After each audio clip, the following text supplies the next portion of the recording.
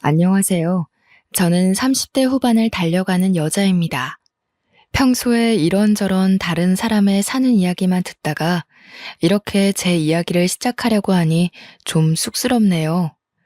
요즘은 예전만치 씹사리가 없다고는 하지만 알게 모르게 아직도 며느리는 며느리다 하고 사는 집안들이 좀 있잖아요. 저도 마찬가지였답니다. 제가 겪었던 어이없었던 이야기들을 한번 풀어내볼까 합니다. 모쪼록 재미있게 들어주시면 고마울 것 같아요. 저희 집은 참으로 평범한 집안이었습니다. 오랜 세월 아버지께서는 한 회사에 몸담고 계셨고, 어머니는 전업주부로 저를 알뜰살뜰 보살펴 주셨고요. 남들 다 가는 대학 재수해서 들어갔고요. 4년 동안 장학금 한번 받아보진 못했지만 그럭저럭 우수한 성적으로 졸업했죠. 취업 준비를 2년 가까이 했고 중견기업에 취업해서 업무에 치이며 살다가 지금의 남편을 만나게 되었습니다. 사실 저는 비혼주의 사상을 가지고 있었던 터라 남편에게도 연애 시절부터 결혼은 하지 않겠다고 말을 했었습니다. 남편은 그때마다 괜찮다고 자기도 결혼할 준비가 안 되었으니 먼 미래 이야기는 하지 말자고 해주었어요. 그렇게 수개월을 만나다 보니 저도 마음이 슬슬 바뀌더라고요. 나이는 30대 중반을 넘어섰고 양가에서는 슬슬 결혼에 대한 압박이 들어오기 시작했죠. 남편은 저에게 헌신하는 사람이었고 늘 제 기분에 맞춰서 하루를 보내던 사람이었습니다. 제가 예민할 때는 꼬리를 축 내린 강아지처럼 제 기분을 맞춰주었고 제가 기분이 좋은 날엔 저보다 더 기분을 올려 신이 나게 맞춰주었어요. 저한테 너무나도 잘하는 것도 모자라 저희 부모님에게까지 성의를 표현할 줄 아는 사람이었기에 제 마음을 돌리긴 충분했습니다. 남편은 제게 결혼을 이야기했고 저는 그 프로포즈를 받아들였어요. 하지만 복병이 하나 있었습니다. 남편에게는 철없는 어린 시누이가 있었는데 자세하긴 몰라도 돈으로 크게 한번 사고를 쳐서 시부모님의 노후 자금이 몽땅 털렸다는 것이었습니다. 저는 그 이야기를 듣고 결혼은 현실이기에 조금 망설이게 되었습니다. 남편에게도 솔직하게 이야기를 했었어요. 노후 준비가 되지 않은 시부모님은 부담스럽다고요. 남편은 제게 부담 갖지 말라고 저를 설득하기 시작했고 저에게 최후의 수단이었는지 각서를 들이밀더라고요. 각서에는 아주 상세하게 시부모님의 노후에 관한 일절 책임이 없다는 내용이 적혀 있었습니다. 저는 결국 남편의 설득에 넘어갔고 각서를 잘 보관하겠다고 엄포를 놓았어요. 결혼을 준비하는 내내 남편이 노력했고 잡음 하나 없이 양가의 합의는 아주 성공적으로 이뤄졌습니다. 친정 부모님께서 가구 대리점을 운영하셨기에 혼수 준비도 거침이 없었고 단지 보태줄 여유 자금이 없었던 시댁에서 눈치를 좀 보셨었죠. 다행히도 남편과 저에게서 회사 대출이 잘 나왔기에 신혼집 마련도 부족함 없이 준비했습니다. 드레스도 웨딩 촬영도 너무나도 마음에 들게 나왔고 결혼식도 모두의 축복 속에서 진행이 되었습니다. 제가 제일 기대하던 신혼여행도 만족스러웠어요. 회사원이다 보니 길게 휴가를 내기 눈치 보여 평소엔 엄두를 못 냈던 미국으로 신혼여행을 갔거든요. LA와 라스베이거스를 돌면서 도시의 화려함에 완전히 매료가 되었었죠. 오죽하면 내가 왜 결혼을 안 하려고 했었지? 하는 생각을 할 정도로 꿈 같은 신혼여행이었습니다. 미국에서의 여유가 어찌나 행복하던지 남편과 몇 번이고 미국으로 이민 오고 싶다고 이야기꽃을 피웠어요. 그렇게 꽤나 길었던 신혼여행을 마치고 친정집에서 하루 자고 시댁으로 이동하여 하루 자고 신혼집으로 가기로 했습니다. 친정집에 도착하니 부모님께서 상다리가 부러질 만큼 진수성찬으로 저녁을 차려주시더라고요. 비행을 마친 지 얼마 안 된 터라 피곤했지만 미국에서 사온 선물들을 드리고 신혼여행에서 보고 느낀 걸 이야기하고 하다 보니 시간이 꽤 흘렀어요. 친정 부모님께서는 저희가 피곤할까봐 이부자리도 봐주시고 푹 자고 시댁으로 가라며 배려를 해주셨습니다. 남편과 친정집에 몸을 뉘이니 감회가 새로웠죠. 그렇게 극진한 대접을 받고 시댁으로 인사를 드리러 갔습니다. 시부모님 드릴 선물과 시누이 선물까지 챙겨서 갔어요. 일부러 점심때가 지난 시간에 갔는데 늦은 점심을 드신 건지 설거지통에 설거지가 한가득이더군요. 시어머니께서 저를 쓱 한번 보시더니 말씀하셨습니다. 오늘이야 고생했다. 설거지는 좀 이따 해도 되니까 일단 인사부터 받자. 저는 그 말의 의중이 뭔지 한참 고민해야 했습니다. 저보고 설거지를 하라는 뜻인가 싶었거든요. 인사를 드리고 선물까지 모두 드리니 저에게 슬쩍 눈짓을 하시더라고요. 설거지를 저보고 하라는 소리였던 것이 맞았어요. 저는 우물쭈물하다가 그래 한 번쯤인데 뭐 어떤가 싶어서 그릇을 뽀득뽀득 닦았습니다. 별 수 있나요? 여기는 저희 부모님 집이 아닌 시자가 붙은 집이니까요. 저녁상도 옆에서 얼마나 눈치를 주던지 손님으로 간 자리라고 생각했는데 거의 몸종처럼 일했습니다. 진짜 하다하다 물 떠오라는 것까지도 절 시키더라고요.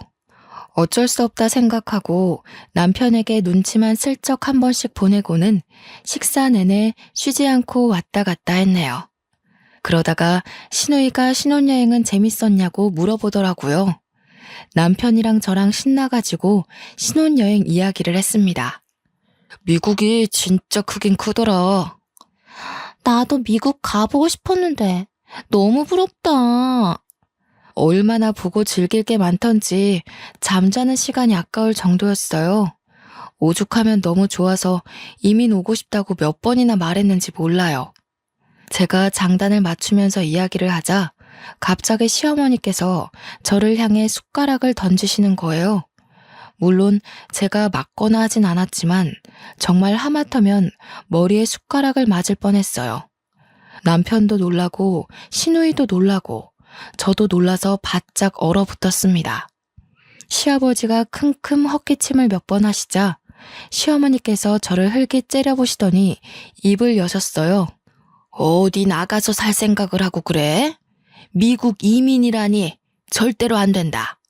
아니, 제가 무슨 당장 이민 가겠다고 말한 것도 아니고 이민 갈 예정이라고 말한 것도 아닌데 그냥 미국이라는 나라가 너무 재미있고 좋아서 이민 가고 싶을 정도였다고 하고 비유를 한 거였잖아요.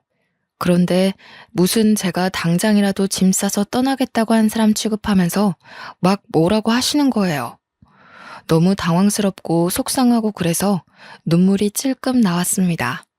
제 눈시울이 붉어지자 남편이 시어머니를 향해서 이민 가겠다고 한 것도 아니고 가고 싶을 정도였다 하고 말한 건데 뭘 그리 역정을 내느냐고 한 소리를 했어요. 분위기가 이상해지자 시아버지께서 나름 중재를 한답시고 시어머니를 말리셨습니다.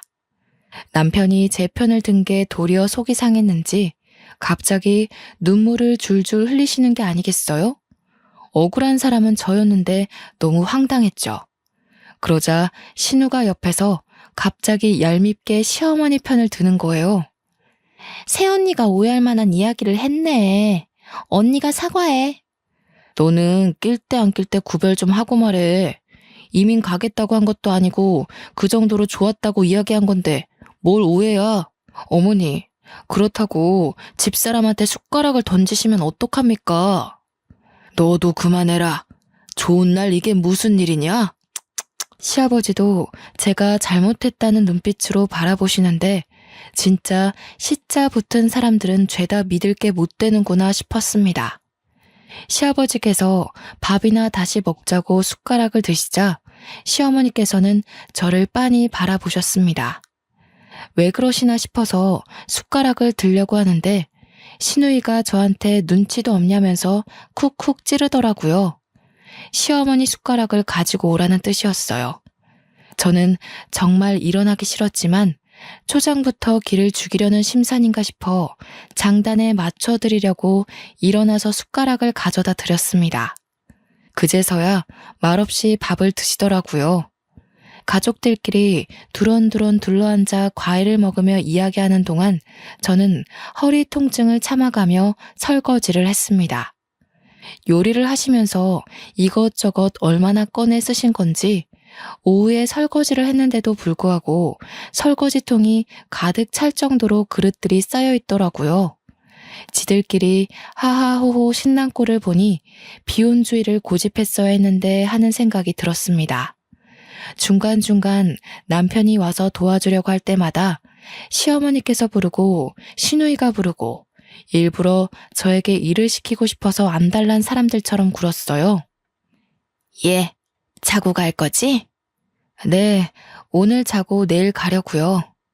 제 말에 시어머니께서 이불을 꺼내오셨어요. 오랜 시간 장롱에 처박혀 있었던 건지 쿰쿰한 냄새가 나긴 했지만 피곤함이 몰려와서 빨리 눕고 싶었습니다. 남편이 원래 쓰던 방에서 자려고 거실에 놓인 이불들을 들고 들어가려고 했는데 때마침 나온 시어머니께서 제 손을 탁 잡으시더라고요. 예, 오늘은 나랑 거실에서 자자. 네? 거실에서요? 저는 그이랑 방에서 자야죠. 네가 또 언제 와서 자겠니? 오늘 밤에는 나랑 이야기도 좀 하고 그러면서 거실에서 자자. 저는 솔직히 시어머니 행동이 정말 이해가 가지 않았습니다. 신혼부부가 같이 자야지 무슨 시어머니랑 거실에서. 게다가 새댁에다가 이제 막 집안 식구가 된 사람이 어떻게 거실에서 대자로 뻗어 잘 수 있겠어요? 저는 극구 거부를 했습니다. 하필이면 남편이 씻으러 간 사이에 말씀을 하시니 더욱 곤란했어요. 거실에 보일러도 꺼두신 건지 저녁 먹을 때만 해도 바닥이 따뜻했던 것 같은데 냉골이 따로 없더라고요. 저를 골탕 먹이고 싶어서 일부러 그러시나 하는 생각만 가득했습니다. 남편이 씻고 나올 때까지 시어머니와 약간의 실랑이가 벌어졌어요. 어머님, 제가 추위를 많이 타서 거실에서 자는 건 다음에 해요. 오늘은 그냥 그이랑 방에서 잘게요. 예, 네가 또 언제 온다고 그래? 너는 내가 우습니? 내가 거실에서 같이 이야기 좀 하다 자자는데 내가 널 잡아먹기라도 해? 왜 피하고 그러니? 아니 엄마, 이건 또 무슨 소리야? 집사람이 왜 거실에서 엄마랑 자요? 그냥 우리 둘이 잘 거니까 아버지랑 같이 주무세요. 약간 언성이 높아지자 방에 있던 신우가 문만 빼꼼 열어서 염장을 지르더라고요. 언니, 엄마 말도 맞지. 시댁에 왔으면 시어머니랑 사이좋게 이야기도 하고, 응? 그러다가 잠드는 거 아니겠어? 그러더니 자기는 이만 자야겠다면서 문을 꼭꼭 닫고 들어가는 거 있죠? 시어머니께서 남편에게 얼른 방에 들어가라고 그러면 조금만 이야기하다가 들여보내겠다고 하고는 방문을 닫으셨습니다. 저는 천근만근 무거운 몸을 이끌고 결국 소파에 걸터 앉았어요. 하실 이야기가 뭔지는 몰라도 얼른 듣고 방에 들어가서 눕고 싶었습니다. 남편이 중간중간 나와서 언제 들어오냐, 할 이야기가 많냐 하고 물어봤는데 시어머니께서는 별 시덥지 않은 소리만 줄줄 늘어놓으셨습니다. 자고로 남편은 하늘이고부터 시작해서 아침밥을 어떻게 차려주면 좋겠다. 집안일을 너무 칼같이 나누지 말고 여자가 더 많이 해야 된다. 아주 가부장적이고 쓰잘데기 없는 소리들 말이에요. 똑같은 이야기를 하고 또 하고 반복하다가 할 이야기가 없으시면 자러 가겠다고 하면 갑자기 TV 이야기를 하시고 결론은 그냥 조용히 거실에서 자라 이 말이었습니다. 저는 도저히 감겨오는 눈을 이겨내지 못하고 시어머니의 뜻대로 거실에서 잠이 들었어요. 냉골 같은 바닥이 얼마나 춥던지 새벽에는 이를 덜덜 떨다가 잠에서 깼습니다. 겨우겨우 다시 잠들었는데 무슨 아침 6시부터 저를 깨우시더라고요. 추위에 제대로 잠도 푹 못 잤는데 아침부터 깨우니까 너무 힘들었어요. 당연히 깨운 이유는 아침상을 차리자는 이야기를 하시려고 한 것이었습니다. 곰곰이 생각해보면 방에서 자면 남편이 같이 깰 것 같으니까 일부러 거실에서 재운 느낌이었습니다. 저는 정말 시어머니의 작태에 질리고 말았습니다. 결혼한 지 2주일밖에 안 됐는데 벌써 말이죠. 결국 졸면서 아침상을 차렸고 컨디션이 좋지 않아서 그런지 콧물이 줄줄 흐르더라고요. 피곤함까지 더해져서 감기 기운이 겹친 것 같았어요. 재채기를 연신에 대며 코를 킁 풀고 있자 아침을 드시러 나온 시아버지께서 혀를 끌끌 차시더라고요. 그렇게 몸이 약해서야 무슨 살림이나 제대로 하고 애는 똑바로 낳겠어? 꾹 참아왔던 스트레스가 한 번에 터지는 듯한 기분이었습니다. 저는 대꾸도 하지 않고 조용히 식사를 차리고 정리하고 인사만 대충 드리고는 남편과 함께 신혼집으로 돌아왔어요. 집에 오는 내내 제가 말도 없이 가만히 있으니 남편이 저에게 미안하다고 계속해서 사과를 하더라고요. 진심으로 미안해하는 남편을 보면서 애꿎게 화를 낼 수도 없고 어쩔 수 없이 약속을 받아내고 나서야 마음을 풀었습니다. 시댁에 가서는 2번 다신 이런 일 없게 옆에 꼭 붙어 있겠다는 약속이었죠. 남편은 그 뒤로 시댁에서 먼저 연락이 오는 일 없게 스스로 나서 주었어요. 시부모님께도 용건이 있으면 본인을 통해서 연락을 달라고 했고요. 가끔 시누이와 시어머니께서 제게 염장을 들쑤시는 듯한 문자나 연락을 하긴 했지만 그때마다 남편이 나서서 화를 내주었습니다.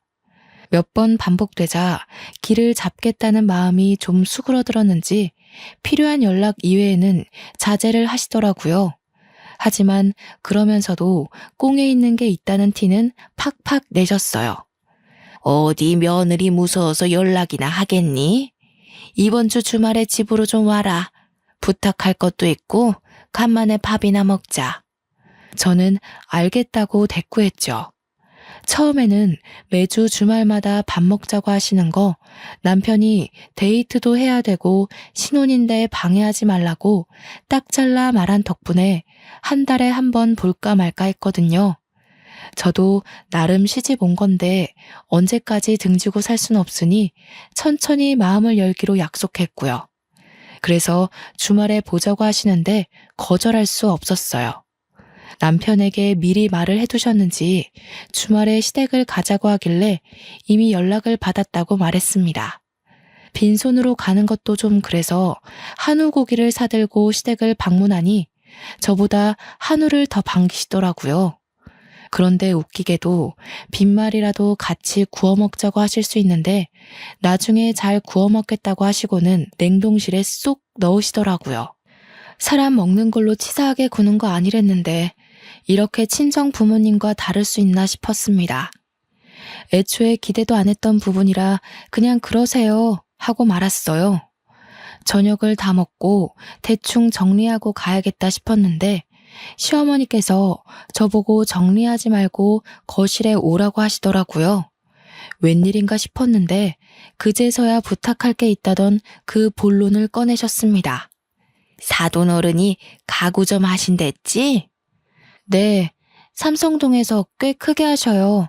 수입 가구도 있고 국내 업체랑도 계약하셔서 운영 중이시고요. 언니, 내 방 가구들이 너무 낡아서 새로 바꾸려고 하거든요?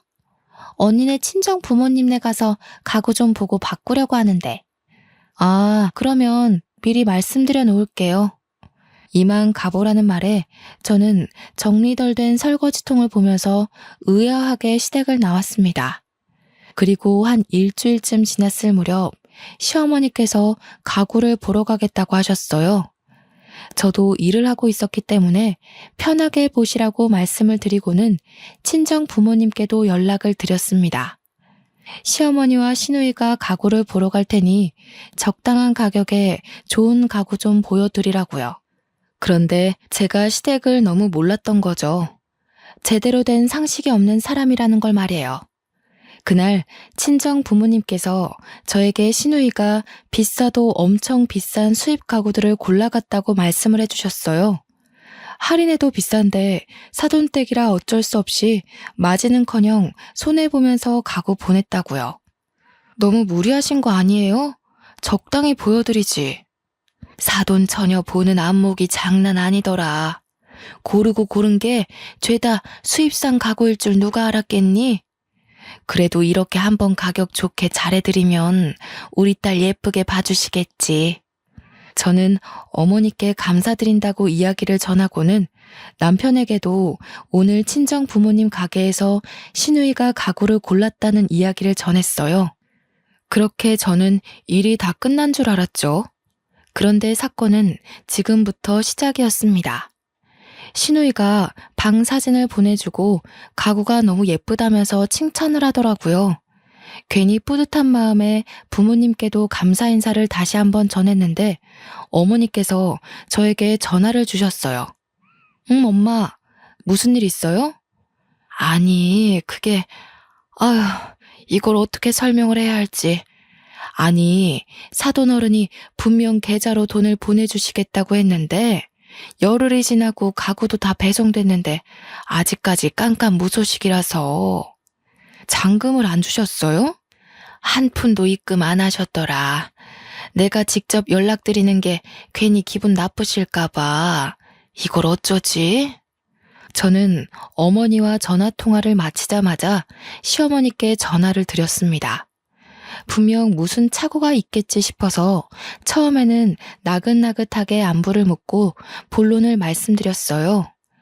어머님, 저희 친정어머니께서 아직 가구 대금이 입금이 안 되었다고 하셔서요. 그게 무슨 말이니? 당연히 사돈어른께서 해주시는 거 아니야? 네? 그게 무슨 말씀이세요? 어머니께서 대금은 나중에 치르겠다고 하시고 물건 받아서 가셨다면서요. 저희 부모님 운영하시지만 수입산 가구는 다 판매 대금 정산이 되어야 해서. 예, 우리가 남도 아니고 사돈인데 그것도 선물로 못 해주신다니? 가족끼리 그렇게 정없이 구는 거 아니다. 아니, 너도 그래. 중간에 알아서 잘 말씀드렸어야지 나한테 전화해서 돈을 달라고 하니? 그러더니 주절주절 돈 못 준다는 이야기를 늘어놓고는 피곤하다고 전화를 끊으셨어요. 저보다 늦게 퇴근해서 돌아온 남편이 심상치 않은 제 표정을 보고는 무슨 일인지 물어보았고 저는 있는 그대로 솔직하게 말했습니다. 남편이 시어머니께 바로 전화를 걸었지만 받지 않으셨고 신우도 짠 듯이 전화기가 꺼져 있었습니다. 남편과 함께 늦은 시간이었지만 친정집으로 가서 죄송하다고 말씀을 드리고 남편이 대신 대금을 처리하기로 했습니다. 저라고 안 답답했겠어요? 그 얄미운 시누이가 뭐가 이쁘다고 비싼 가구를 저희 돈으로 선물을 해주나요? 남편이 계속해서 죄송하다 하는데 제 귀에 들리지도 않더라고요. 그래도 그 몰상식한 집구석에 유일하게 상식 있는 사람이 남편이라 그런지 일은 척척 처리했습니다. 판매 대금을 그동안 모아두었던 용돈을 탈탈 털어서 보내더라고요. 다음날 제 눈치만 보던 남편이 시댁에 갔다 오겠다고 하더니 씩씩거리면서 집에 오더라고요. 무슨 일 있었나 싶어서 물어보고 싶었지만 남편 속도 말이 아닐 것 같아서 그냥 관뒀습니다. 하지만 제가 관심을 끄는 것과는 별개로 시누이가 계속 저한테 전화를 하기에 어쩔 수 없이 전화를 받았어요. 제가 여보세요 하기도 전에 시누이가 소리를 꽥 지르더라고요. 언니, 그걸 곳에 오빠한테 가서 일렀어? 무슨 말을 하는 거예요, 다짜고짜? 왜 모른 척해? 어제 오빠가 집에 와서 다 뒤집어 놓고 갔어. 아니, 나한테 그깟 가구 하나 선물로 못 해주신대? 그걸 다 갖다 일러? 언니네 친정도 너무하네. 신우, 그게 다 얼마짜리인 줄 알고 이러는 거예요? 오빠한테 미안하다고 고맙다고 해도 모자랄 판에 저한테 뭐가 어쩌고 어째요? 와, 언니 무섭네. 지금 내가 우스워서 이런 식으로 말하는 거지? 우스워서가 아니라 그렇잖아요. 남의 집 사업장 가서 물건을 훔쳤으면 예, 우리가 언제 훔쳤다고 그러니? 너 말 정말 거지같이 하는구나. 사돈 어른이 당연히 시댁에 잘 보이려고 내 딸 잘 봐주십사 하고 선물로 주시는 줄 알았지. 어머님, 그게 다 얼마짜린데 그런 소리를 하세요. 서랍장 같은 거 하나였으면 몰라도 침대에 책상에 장롱에 바꿀 수 있는 가구들 다 들고 가셨으면서 당연히 대금을 치러야죠.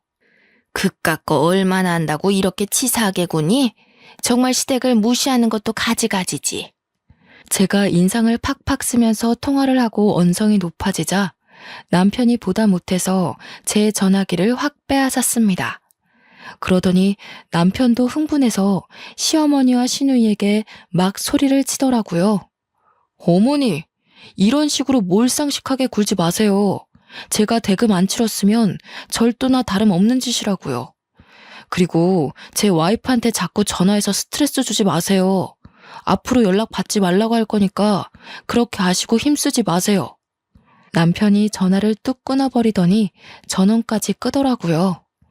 어차피 다음날이 일요일이어서 알람이 필요하지도 않고 남편이 너무 괴로워하는 얼굴이길래 하고 싶은 대로 하게 냅뒀습니다. 남편도 휴대폰 전원을 꺼버리더라고요.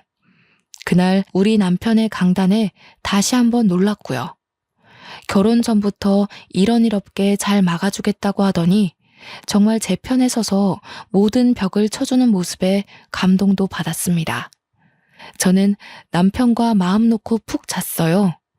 다음날 시어머니께서 아침 대바람부터 찾아와 회방을 놓을 줄은 몰랐죠. 남편이 집 비밀번호를 알려준 적이 없었기 때문에 문을 직접 열고 들어와서 화를 내지 못하셨지만 저희가 문을 열 때까지 현관벨을 누르셨습니다. 눈곱도 떼지 못한 채로 시어머니의 분노를 감내해야 했어요. 남편이 아침부터 무슨 일이냐, 쉬는 날인데 늦잠도 못 자게 하냐 궁시렁거렸지만 시어머니의 눈은 오롯이 저를 향해 있었습니다. 냉수 한 잔을 시원하게 들이키시고는 저희 보고 거실에 앉아서 이야기 좀 하자고 하셨습니다. 남편과 저는 어떤 억지를 부리려고 온 걸까 싶어서 일단 이야기라도 들어보자 했어요. 너희가 결혼해서 이렇게 부모를 무시하고 살면 안 되는 거다. 가구점 일이야. 일단 우리 아들이 대금 냈다고 하니 덮어두고 내가 할 말이 있어서 왔다. 너희 결혼한 지 수개월이 지났는데 왜 생활비는 한 푼도 안 주니? 저는 이게 무슨 소린가 싶었습니다. 생활비를 저희가 왜 드려야 하는지 이해가 가지 않았어요. 아직 시아버지께서는 일을 하고 계시고 있었고 시누이도 직장 생활을 하고 있었으니까요. 솔직히 생활비를 받으려면 저희가 아니라 시누이가 내야 하는 것 아닌가요? 생활비는 결혼 전에 드렸잖아요.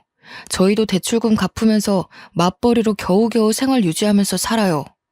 도대체 며느리가 어떤 식으로 우리 아들을 깨어냈길래 착한 우리 아들이 이리 변했을까?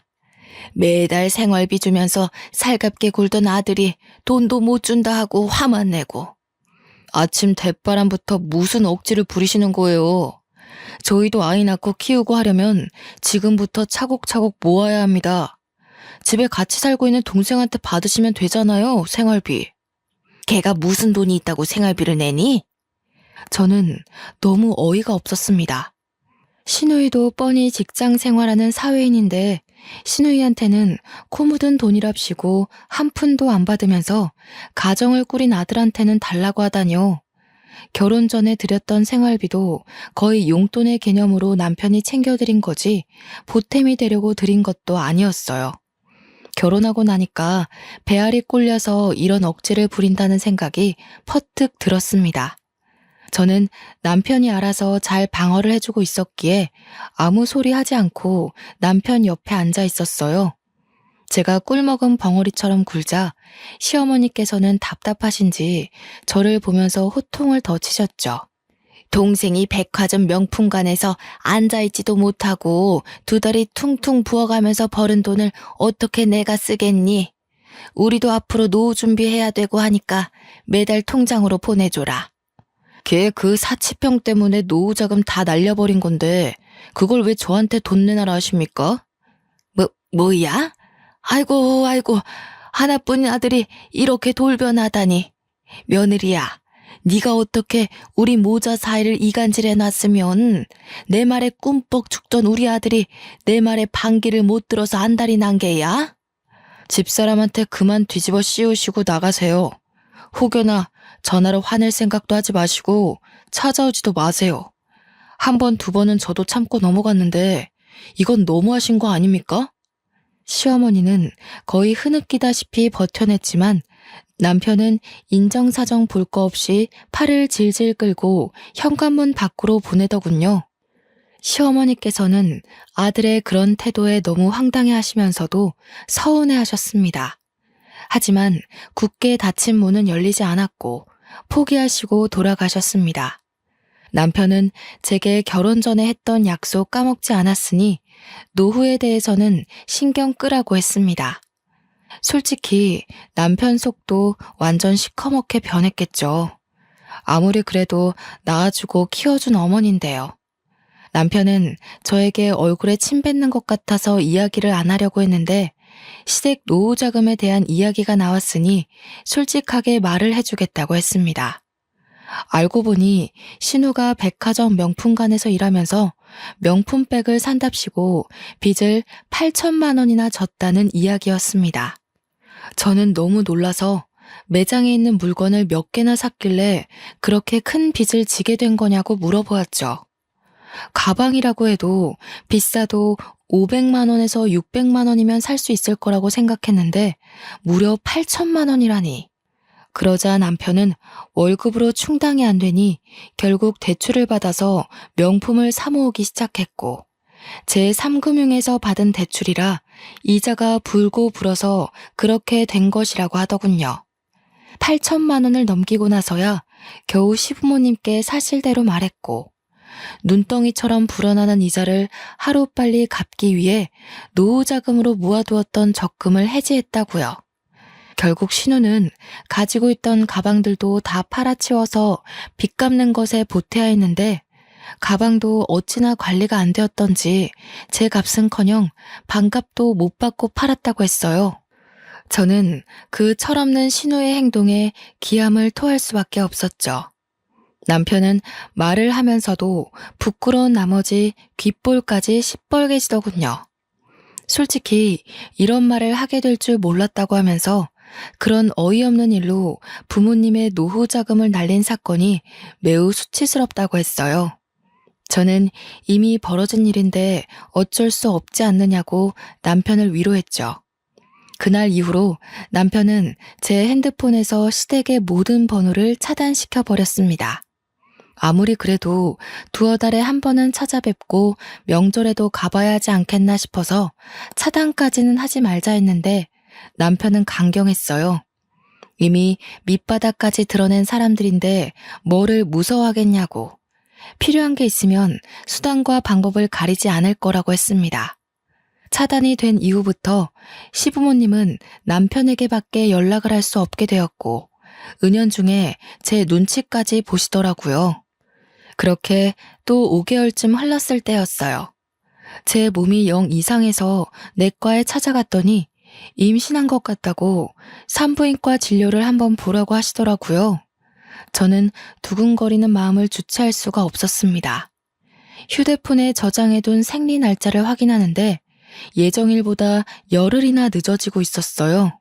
약간 속이 울렁거리면서 미열도 있고 귤같이 신기에 당기는 걸 보면 정말 임신이 맞는 건가 싶었죠.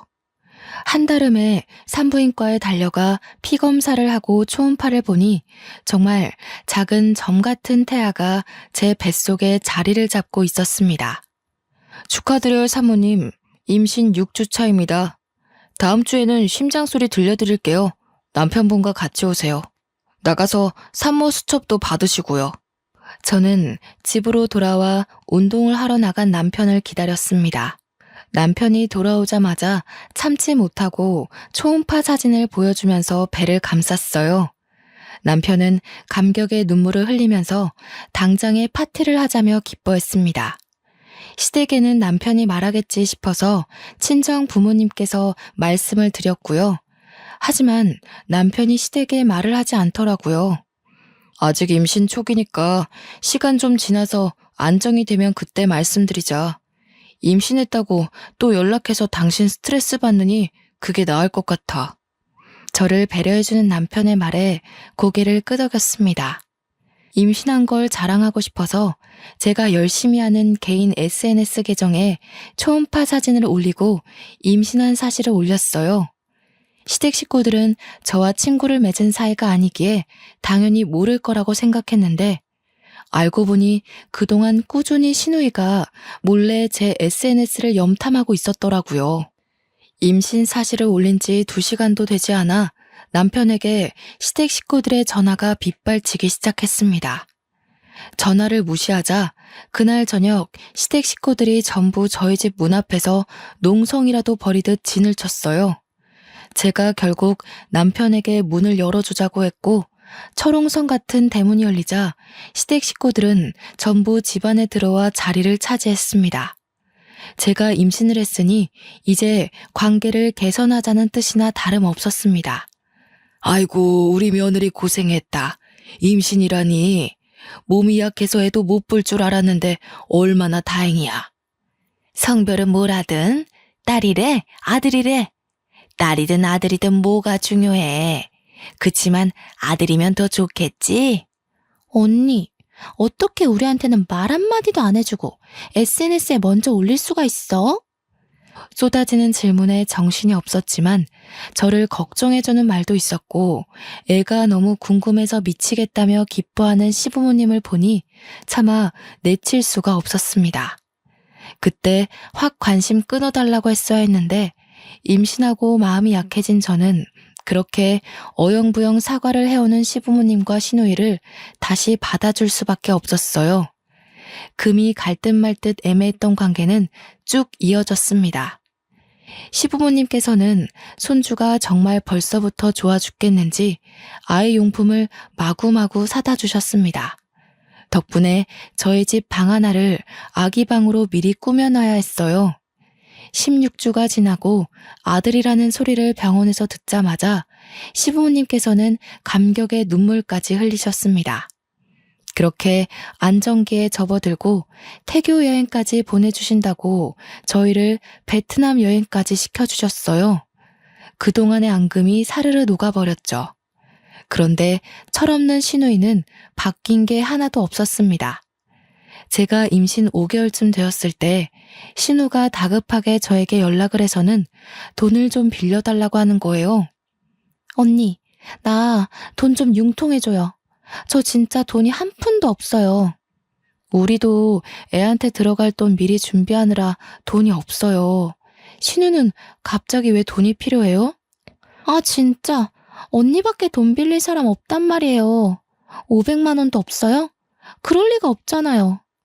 신우는 제게 돈을 빌려달라고 몇 번씩이나 연락을 해댔어요. 하지만 신우의 뭘 믿고 돈을 빌려주겠어요? 시부모님의 노후자금도 다 털어간 사람인데 저는 결국 참지 못하고 남편에게 이야기를 했고 남편은 단판을 짓겠다며 시댁에 찾아갔습니다. 시댁에서 돌아온 남편은 씩씩거리면서 저에게 신우의 욕을 막 하더라고요. 아니 그 미친 기집애가 채팅 어플로 만난 이름도 가짜인 남자한테 빠져가지고 돈을 줬다지 뭐야? 신우이가 로맨스 스캠인지 뭔지 뉴스에서 난리치는 그거에 당한 거야? 무슨 병원비가 급하고 자기 죽는다고 해서 2천만 원이나 빚을 내서 보내줬대. 한 번 사채를 써봤으니 2번은 쉬웠나 봐. 또다시 이자가 눈덩이처럼 불어나니까 급한 불 끄겠다고 당신한테 돈 좀 빌려달라고 한 모양인데 결국 남편도 시부모님도 신우이한테 돈 한 푼 해줄 수 없다고 난리가 났고 신우이는 눈물만 줄줄 흘렸다고 했습니다. 저는 속이 꽉 막힌 듯 답답해졌어요. 그렇게 어떻게든 해결되겠지 안일하게 생각했던 저에게 폭탄이 떨어졌습니다. 며칠 뒤 신우이가 집에서 쫓겨났다면서 짐을 싸들고 저희 집에 온 거예요. 그 사이에 살이라도 빠진 건지 얼굴에 피곤함이 묻어나는 신우이를 차마 쫓아내지 못했습니다. 신우이는 옷방에서 지내겠다며 거기에 짐을 슬며시 풀더라고요. 남편이 퇴근하고 돌아와서는 노발대발 당장 나가라고 했지만 아이를 가져서인지 저는 신우이를 매몰차게 쫓아내지 못하겠더라고요. 시부모님 화가 가라앉을 때까지 며칠만 지내게 해달라고 사정사정하는데 제가 그러라고 했습니다. 정말 딱 5일째 되는 날 신우이가 아주 홀가분하다는 얼굴로 저에게 나가보겠다고 하더군요. 시부모님께서 연락을 했나 싶었지만 뭔가 찜찜할 만큼 홀가분한 얼굴이었어요. 저는 서둘러 옷방을 정리하며 확인해봤는데 아니 글쎄 제가 친정 부모님께 결혼 전에 받은 유일하게 비싼 명품백이랑 금 몇 돈이 사라지고 없더라고요. 너무 황당하고 열이 받아서 신우이에게 바로 전화를 했는데 전화도 받지 않았습니다. 아주 작정하고 가져간 것 같았어요. 혹시라도 제가 착각을 한 건가 싶어서 몇 번이고 다시 찾아봤지만 명품백과 금이 사라져 있었습니다. 다음날 저는 시어머니에게 연락을 드렸습니다. 그런데 시어머니께서 정말 살갑게 제 전화를 받으시는 거예요. 예, 너무 고맙다. 네가 우리의 빚 갚아줬다는 이야기 들었어.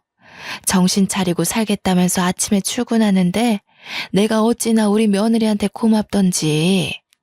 신우이가 제 물건을 팔아서 자기 빚을 갚은 거였습니다. 저는 남편에게 전화를 걸었고 퇴근 후에 집으로 오지 말고 시댁으로 오라고 말을 했어요. 더 이상 신우이의 만행을 참을 수 없었거든요. 남편과 제가 시댁에 가자 시부모님은 은근 당황하신 눈치였습니다. 제가 입을 꾹 다물고 비장한 오로라를 풍기자 제게 말도 걸지 않으시더군요. 신우이가 퇴근하고 저희 부부를 발견하자 멈칫하는 게 느껴지더라고요. 제 물건 돌려줘요. 그 가방 우리 엄마가 결혼 전에 사준 명품 가방이라고요. 거기다가 결혼 예물로 받은 금까지 가져간 게 말이나 돼요? 언니, 나한테 이런 식으로 굴면 안 될 텐데요. 내가 언니네 옷방에서 뭘 찾은 줄 알아요? 나한테 그만한 대가를 치르고도 남을 걸 찾았는데 지금 오히려 역정을 내요? 이게 다 무슨 소리니? 넌 뭘 찾았는데? 신우이는 아주 의기양양한 태도로 종이 한 장을 꺼냈어요. 익숙하게 접혀있는 종이는 결혼 전 남편이 저에게 써준 시부모님의 노후를 책임지지 않겠다는 각서였습니다. 신우가 시부모님 앞에서 그 각서에 대해 이야기를 하자 시부모님의 표정은 경악 그 자체였어요. 그런데 그 순간 남편이 신우이의 뺨을 확 때리는 게 아니겠어요? 내가 쓰자고 했다 내가. 네가 명품에 미쳐서 미친 짓 했을 때 와이프랑 결혼하고 싶어서 내가 쓰자고 했어. 오빠 결혼을 도와주지도 못할 망정 이걸 들고 협박을 해 감히? 오빠, 어떻게 내 뺨을 때릴 수가 있어? 내가 그럼 빚에 허덕여서 살다가 죽었으면 좋겠어? 너 같은 것 동생이라고 생각하고 싶지도 않다. 어디 머리 빡빡 밀고 절이라도 들어가던지.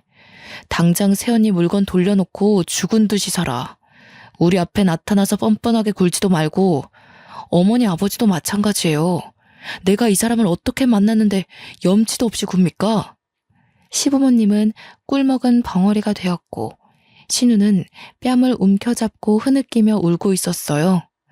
남편은 제 손을 이끌고 집을 나오면서 두 번 다시 찾아오지도 말고 애도 볼 생각하지 말라면서 소리를 쳤습니다.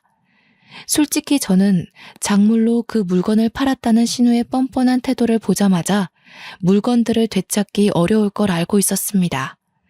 한 가지 달라진 점이라면 아나무인처럼 굴던 시어머니께서 제 눈치를 보고 연락을 자제하기 시작했고 시아버지는 신우이의 월급 통장을 압수했다고 했어요.